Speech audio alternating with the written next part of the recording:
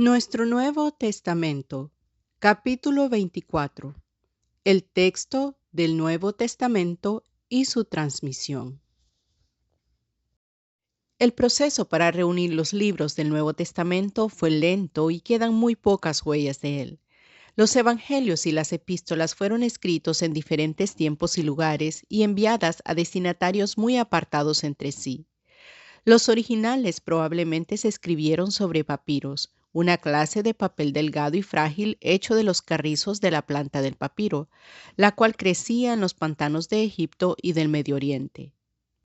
Se escribía sobre ellos a mano con pluma y tinta y se transmitían por medio de mensajeros a las personas o iglesias para quienes se habían escrito.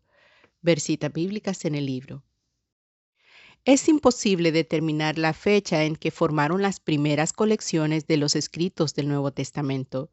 Pudieron hacerse y circularse copias de los evangelios y de las epístolas desde una fecha muy temprana. Hay trazas de expresiones de Jesús en los escritos de Pablo, aunque pudieron haberse tomado de la tradición oral más bien que de relatos escritos. Se alude a todas las epístolas de Pablo en 2 de Pedro 3:15-16, antes que se terminara el primer siglo, y debieron haberse copiado todas juntas como grupo, puesto que nunca se ha encontrado una sola de ellas en manuscrito. A mediados del segundo siglo, el Evangelio de Lucas ya se encontraba separado de los Hechos y combinado con Mateo, Marcos y Juan para constituir el cuádruple tratado de la vida de Cristo. Justino Mártir, por el 140, alude a las memorias de los apóstoles, e Ireneo, por el 180, menciona los 4 por nombre. Tasiano, por el 170, los combinó en la primera armonística, el Diatesaron, que tuvo una amplia circulación en las iglesias de Oriente y que generalmente se usó para la lectura pública hasta principios del siglo V. Los restantes escritos del Nuevo Testamento, conocidos comúnmente como epístolas generales y Apocalipsis, no constituyeron un grupo fijo desde el principio, puesto que no aparecen en orden uniforme entre los trabajos de los más antiguos padres de la Iglesia. Gradualmente fueron agregándose con los otros en una colección creciente, hasta que el Nuevo Testamento, tal como ahora existe, surgió al principio del siglo III. La transición del texto. Los libros del Nuevo Testamento al principio fueron reproducidos bien en forma privada por individuos que los destinaban a su uso personal o bien por escribas profesionales para las iglesias y monasterios. Generalmente se hacía una copia a la vez, pero cuando la demanda se acrecentó parece que se produjeron varias copias simultáneas, utilizando esclavos preparados a los cuales se les dictaba en grupo. En el proceso de transcripción se colocaban en los manuscritos errores que seguían siendo perpetuados por posteriores copistas, y así es como hoy aparecen numerosas variantes. Al multiplicarse las copias, las variantes tendían a la misma multiplicación, pero la gran multiplicidad de los documentos encarece la probabilidad de que el texto original se haya preservado cuando menos en algunos cuantos de ellos. Desde el principio del siglo II hasta el fin del tercero, la Iglesia sufrió intermitente persecución de parte del gobierno romano. Los cristianos fueron arrestados, acusados delante de jueces locales y condenados a muerte. Con frecuencia sus escrituras fueron confiscadas, resultando que muchos manuscritos fueron destruidos y otros dañados, haciendo difícil que algunos ejemplares se escaparan.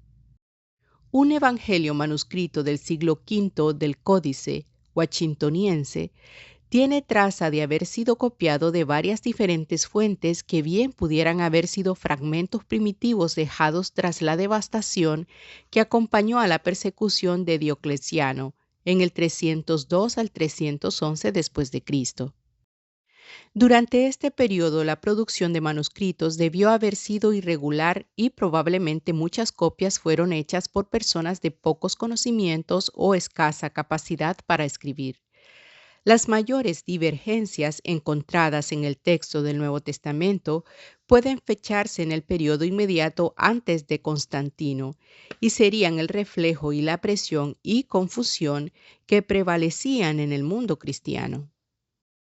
Con la terminación de la persecución tras la victoria de Constantino y la virtual adopción del cristianismo como religión de Estado en el 313 después de Cristo, los cristianos comenzaron a preparar el texto escrito para uso público. Constantino mismo ordenó que se hicieran 50 copias de la Biblia para que se distribuyeran en las principales iglesias que había en las ciudades del imperio. Estas ediciones autorizadas indudablemente se convirtieron en arquetipos para muchos manuscritos menores, en tanto que otros que debieron haber sido más antiguos que los de Constantino fueron reproducidos en los monasterios y entre las pequeñas comunidades. Desde el siglo IV hasta el VII, el Nuevo Testamento se duplicó, bien en proporciones como los Evangelios o las epístolas de Pablo, y a veces en volúmenes completos que se llamaron pandectas. En este proceso se emplearon nuevos materiales para la escritura.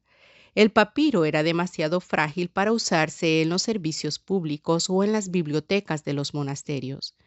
Los escribas usaban generalmente velum, delgadas hojas de piel de becerro o pergamino manufacturado de piel de borrego.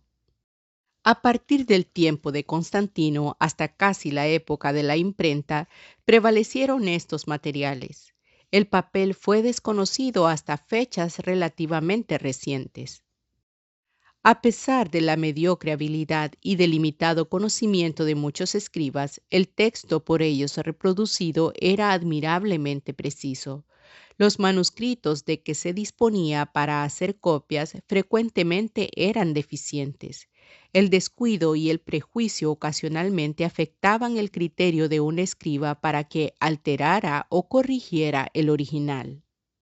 Por otra parte, algunos de aquellos escribas cuyos nombres no son conocidos por sus firmas eran fenomenalmente minuciosos y lo demuestran por la difícil exactitud con que se esforzaban para seguir fielmente su arquetipo.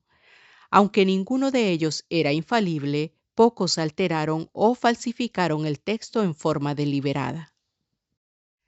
Las fuentes del texto. A pesar de las numerosas posibilidades de error, el Nuevo Testamento es probablemente el libro más digno de confianza que ha sobrevivido desde la antigüedad. Hay más grandes expedientes para reconstruir su texto que el de cualquier otro documento de la antigüedad clásica. Un pedacito de papiro, el fragmento Ryland de Juan, puede haber sido escrito dentro de los 50 años después de la muerte del autor del Evangelio, en tanto que el papiro de Chester Beatty, que originalmente contenía una gran parte del Nuevo Testamento, fue escrito por el 250 después de Cristo. Por contraste, los diálogos de Platón, las obras de los dramaturgos griegos y los poemas de Virgilio nos han llegado por medio de muy contadas copias que deben estar separadas de sus originales por no menos de 1400 años. No es difícil que un papiro del primer siglo en algún evangelio o epístola esté por descubrirse todavía, con lo cual el texto escrito quedaría a la distancia de una segunda generación de la Iglesia cristiana. Para reconstruir el texto del Nuevo Testamento se dispone al presente de 5 fuentes distintas. La primera y más importante de estas abarca los manuscritos correspondientes a los textos griegos que han sido preservados desde la remota antigüedad. El fragmento Ryland, mencionado arriba, un pedacito de papiro de aproximadamente 1,5 pulgadas en cuadro. El papiro Chester Beatty, que contiene porciones de los Evangelios, de los Hechos, de las epístolas de Pablo y del Apocalipsis, y el papiro Bodmer de Juan, proceden del siglo III o antes.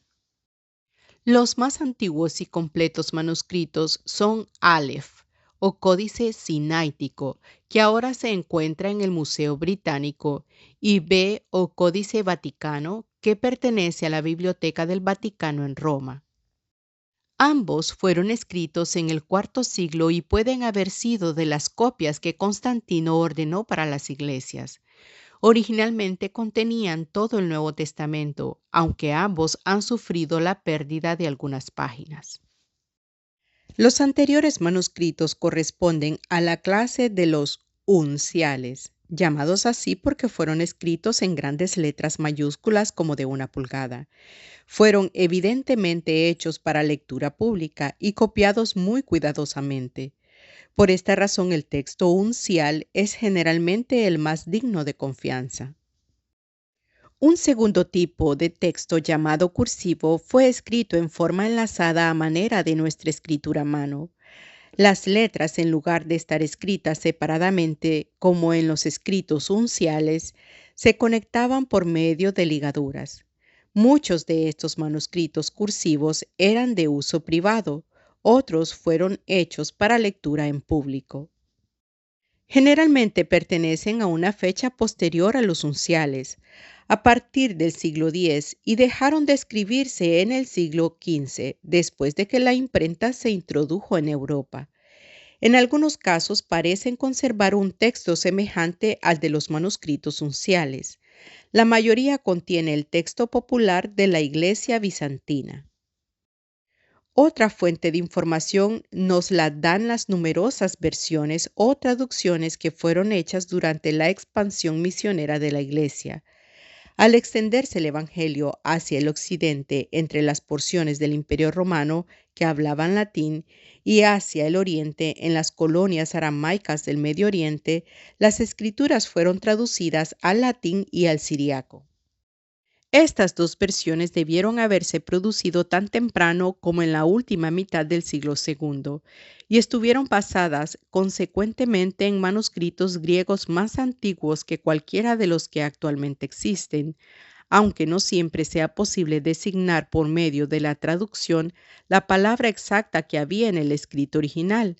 Las versiones proporcionan un muy exacto conocimiento del orden general y del contenido del texto de donde se hicieron. Hay un gran número de manuscritos de la versión antigua latina, los cuales proceden del tiempo comprendido entre los siglos IV al VII, y otros pocos que son más recientes. Hay poca uniformidad entre ellos. Casi existen tantas versiones como copias. Bien pudo ser que hayan producido independientemente una de la otra o que la primera traducción haya sido alterada tan libremente y copiada con tanto descuido que las variantes se multiplicaron rápidamente. La primera alternativa parece más probable porque los primitivos dirigentes de la Iglesia de Occidente hablaban el latín y el griego y usaban el testamento griego para la mayor parte de su estudio y enseñanza. Algunos de los primitivos manuscritos, como el Códice de Beza del siglo V, eran bilingües y demuestran que las personas que los usaban tenían más familiaridad con el latín que con el griego. La proliferación de las traducciones latinas se hizo tan confusa que el Papa Dámaso en el año 384 después de Cristo comisionó a Jerónimo para producir una nueva versión latina oficial. Por medio de los manuscritos griegos más antiguos que pudo encontrar, corrigió el texto latino y produjo la versión Vulgata, que todavía es la Biblia oficial de la Iglesia romana. La versión antigua siríaca está representada principalmente por dos manuscritos de los Evangelios. La siríaca curetoniana, descubierta por Guillermo Curetón en el Museo Británico entre algunos manuscritos traídos de un monasterio en el desierto Nitrión de Egipto, y la sinaítica siríaca, encontrada en 1892 por dos hermanas, la señora Agnes Lewis y Margarita Gibson, en el monasterio de Santa Catarina del Monte Sinaí. El último era un palimpsesto, un manuscrito parcialmente borrado y vuelto a escribir. Ambos proceden del siglo V y gran parte de sus giros se parecen mucho a los de la versión antigua latina. Entre estos debe mencionarse el Diatessaron de Tasiano, la primera armonística que se intentó hacer de los 4 evangelios y que procede del siglo II. El fragmento reciente descubierto demuestra que el Diatessaron existió en griego como también en siriaco, pero que la armonística siríaca no es el original sino la traducción. Fue la versión popular de la Iglesia de Oriente hasta los principios del siglo V, cuando Rábula, obispo de Edesa, 411 después de Cristo, decretó que las iglesias debían usar los 4 evangelios independientes, conocidos como los separados. Él patrocinó la Pechitó, que es la Vulgata siríaca, la actual versión oficial de la Iglesia siria. En siglos posteriores se produjeron otras versiones, algunas directamente del texto griego y otras de las versiones latina y siríaca. Fueron producidas antes del principio del siglo VII. La antigua de Armenia, conocida actualmente solo por algunas ocasionales citas que de ella aparecen en la muy nueva versión armenia, y además la georgiana, la cóptica, la etíope y la gótica. Estas preservan algún antiguo testimonio en favor del texto primitivo, pero son de menos valor para fines de estudio que las versiones latina y siríaca.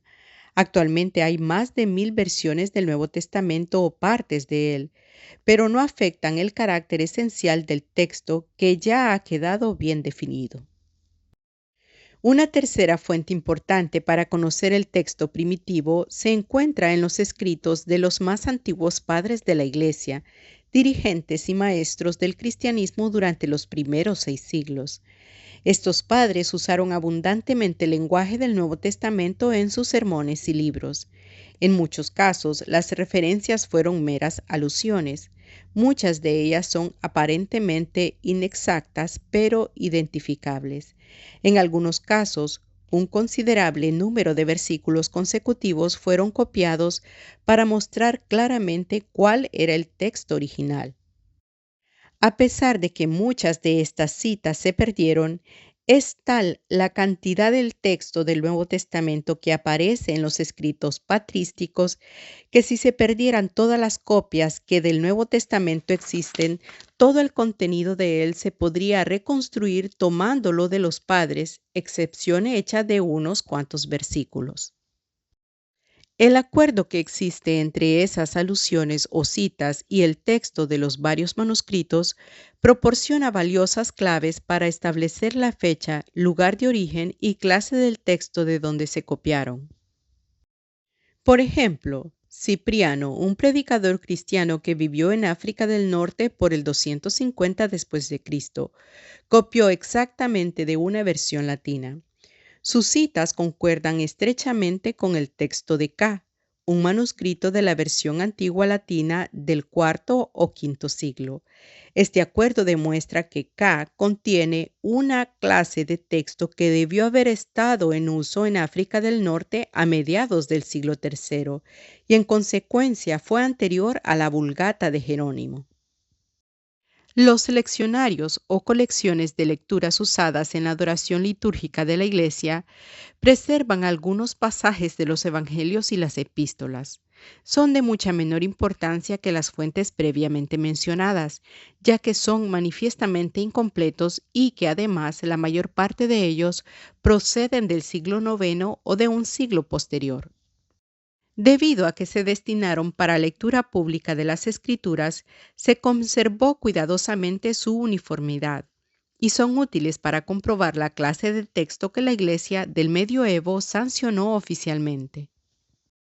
Unos cuantos textos sueltos han sido encontrados escritos sobre ostracias, pedazos de trasto de alfarero que ya rotos servían a la gente muy pobre para hacer apuntes. Siendo pedazos de poca dimensión, no podían contener grandes porciones escritas, y ciertamente nadie hubiera podido conservar en ostracias un evangelio completo o una epístola, y mucho menos el Nuevo Testamento. Proporcionan las ostracias un ejemplo de la manera en que se hacían citas populares y aunque este modo se presta mucho más para caer en error que los manuscritos cuidadosamente preparados, hay ocasiones en que preservan citas genuinas de los textos contemporáneos. Durante los primeros 14 siglos de la era cristiana, el Nuevo Testamento conservó su actualidad mediante la tradición manuscrita. Muchos de esos documentos eran propiedad de las grandes iglesias centrales y de los monasterios o de las bibliotecas de los ricos, aunque no es imposible que gente del pueblo haya podido poseer copias de los evangelios o de las epístolas. En el siglo XV ocurrieron dos acontecimientos de gran influencia sobre la distribución del Nuevo Testamento. La invención de la imprenta por Juan Gutenberg en 1437 y la toma de Constantinopla por los turcos en 1453. La caída de Constantinopla trajo la disolución del Imperio bizantino, que era el último heredero de la cultura grecorromana. Su corte había sido un centro de sabiduría griega y su biblioteca contenía las más excelentes colecciones de manuscritos clásicos y bíblicos que podía haber en el mundo civilizado. Muchos de estos ejemplares se perdieron, pero una gran cantidad se cambió a los monasterios esparcidos por Asia Menor y otros fueron llevados por eruditos que huyeron al occidente hasta Europa, en donde reintrodujeron el saber griego en las escuelas de la Iglesia de Occidente. El avivamiento resultante del interés en el griego clásico produjo una nueva familiaridad con el griego del Nuevo Testamento, que en Occidente había sido casi totalmente suplantado por la versión latina. Los eruditos comenzaron a coleccionar y a estudiar estos manuscritos que durante años se habían descuidado y a discutir sus méritos. El primer libro editado por Juan Gutenberg en su imprenta de Mainz, Alemania, fue la hoy famosa Biblia Mazarina o Biblia de Gutenberg en latín, que apareció el año 1456. La producción mecánica del texto impreso garantizaba la uniformidad, eliminando la posibilidad de múltiples errores y reduciendo el costo de producción, de modo que personas de mediana capacidad económica pudieran poseer ejemplares de las escrituras. Así como las copias manuscritas del texto griego o de las primitivas traducciones habían circulado por decenas, las copias impresas pudieron distribuirse por centenas. El nuevo interés en el estudio de la Biblia, que fue el resultado de una más amplia diseminación de la misma, promovió la reforma protestante dirigida por Lutero, Calvino y sus asociados en el siglo XVI. La Biblia alemana de Lutero fue un poderoso agente para despertar e iluminar a sus compatriotas. Traducciones modernas. Las traducciones de la Biblia en inglés comenzaron antes de la Reforma. Juan Wycliffe, en 1382, publicó una Biblia en inglés basada en el texto latino. El Antiguo Testamento fue en gran parte la obra de su amigo Nicolás de Herford. El Nuevo Testamento fue la de Wycliffe. Después de la muerte de John Purvey revisó la traducción y la publicó en 1388. Fue circulada ampliamente en forma manuscrita, pero no tuvo la amplia distribución que los libros impresos alcanzaron posteriormente. Juan Tyndale, un graduado en Oxford, había visto probablemente el testamento griego de Erasmo que fue publicado en 1516. Comprendiendo que los laicos podrían arraigar su fe solamente poseyendo las escrituras en su propio idioma, comenzó a hacer una nueva traducción. Empezó su tarea en Londres, pero encontrando muy grande oposición en Inglaterra, pasó al continente y terminó su trabajo en el extranjero. La primera edición de su Nuevo Testamento se publicó en Worms en 1525. Cuando llegaron a Inglaterra los ejemplares de ella, los obispos confiscaron cuantas copias pudieron y las quemaron públicamente. Hicieron su pesquisa en forma tan completa que solamente 2 o 3 copias de la primera edición han sobrevivido. Una edición revisada siguió en 1534 que alcanzó una distribución más amplia. Tyndale fue quemado en la hoguera en 1536 por hereje, pero su influencia ha perdurado. Su fraseología ha dado color a todas las grandes traducciones al inglés hechas a partir de su época. Aparecieron en rápida sucesión muchas versiones en inglés. La de Coverdale se basó en la Vulgata latina, cotejada con la de Tyndale y con la Biblia alemana de Lutero. La Matthew's Bible de 1537 fue realmente trabajo de Juan Rogers, un amigo de Tyndale y que usó tanto el trabajo de Tyndale como el de Coverdale. Se convirtió en popular y rápidamente alcanzó 5 ediciones. En 1539 fue revisada por Ricardo Taverner. La Biblia de Coverdale o la Gran Biblia, como se le llamó, comenzó cerca de 1536 y su publicación vio la luz en 1538 en la imprenta de Regnault, un impresor francés. La Inquisición intentó confiscar los pliegos impresos, pero la mayor parte de ellos fueron rescatados y la impresión se completó en Londres en 1539. Fue autorizada para el uso en las iglesias y se recibió con tanto fervor que en 3 años se agotaron 7 ediciones. El libro de oración de la Iglesia Anglicana todavía tiene los salmos conforme a la traducción de Coverdale. La Biblia de Ginebra en 1560 se produjo mediante los esfuerzos de los protestantes ingleses que huían para escapar de los rigores de la represión en su patria. Se convirtió en la Biblia de los puritanos y sirvió para que por medio de ella el pueblo inglés entendiera el significado de las doctrinas bíblicas. La primera de las versiones inglesas que aún se encuentra en uso es la Biblia del Rey Santiago, llamada así porque se terminó en el reino de Santiago I de Inglaterra. Muchos eruditos de Oxford y Cambridge colaboraron en ella, utilizando como modelos las precedentes versiones inglesas. En 1611, la nueva versión se presentó al público y en medio siglo se convirtió en la Biblia preferida de Inglaterra. Por casi 300 años ha sido la más popular de las versiones inglesas.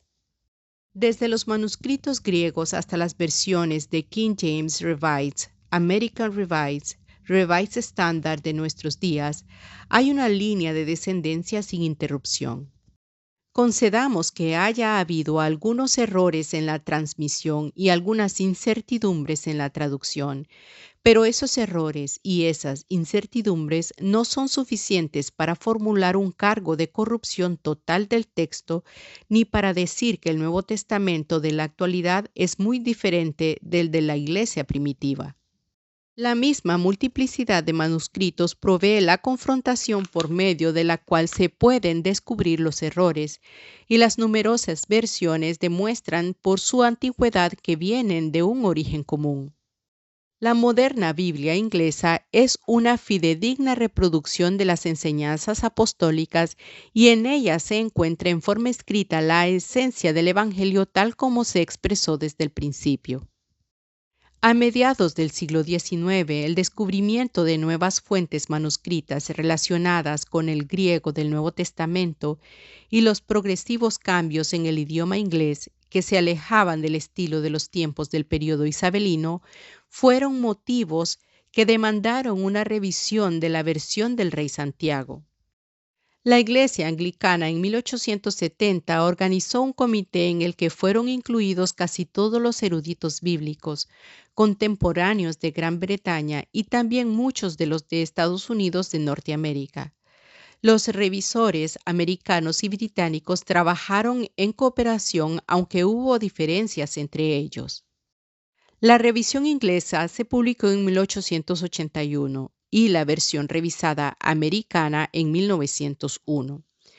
La diferencia entre las dos radica principalmente en el uso de Jehová en la americana, en lugar de Lord, Señor, en la inglesa, y en la eliminación de algunos anglicismos que chocarían al oído americano. Básicamente las dos versiones son semejantes, dando del texto original la traducción más literal posible. Numerosos arcaísmos se dejaron de propósito, cuando en opinión de los revisores se creyó que podían ser entendidos por lectores instruidos. En la revisión americana se conservaron menos de estos arcaísmos que en la Iglesia. El intento de ambas fue dar a los lectores modernos de 1885 la expresión fidedigna del sentido de los documentos originales. El siglo XX nos ha traído 2 ediciones más, emprendidas con el expreso propósito de poner al día la traducción del Rey Santiago. La primera de estas, la Revised Standard Version, se comenzó en 1937 por el Concilio Internacional de Educación Religiosa, que comprende 40 denominaciones de los Estados Unidos y el Canadá. La versión se propuso redondear el trabajo hecho por los revisores de la American Revised Version, proporcionar para el culto público y privado una Biblia en la cual se encontraran los valores literarios de la versión del Rey Santiago, a la vez que incorporar todos los progresos alcanzados por la erudición desde 1900. El Nuevo Testamento apareció en 1946 y la Biblia completa en 1952. No todos sus cambios de traducción han sido aceptables y en algunos pocos casos la elección que hizo de variantes del texto griego se consideran definitivamente erróneas. La obra tuvo por objeto ser una revisión de la American Standard Version y conserva mucho de la fraseología de sus predecesores. La segunda traducción, la New English Bible, Nueva Biblia Inglesa, planeada y dirigida por representantes de las más grandes denominaciones de las Islas Británicas, se publicó en 1961 por la prensa de Oxford y Cambridge juntamente. No es revisión de las anteriores versiones, sino una producción totalmente nueva en inglés moderno.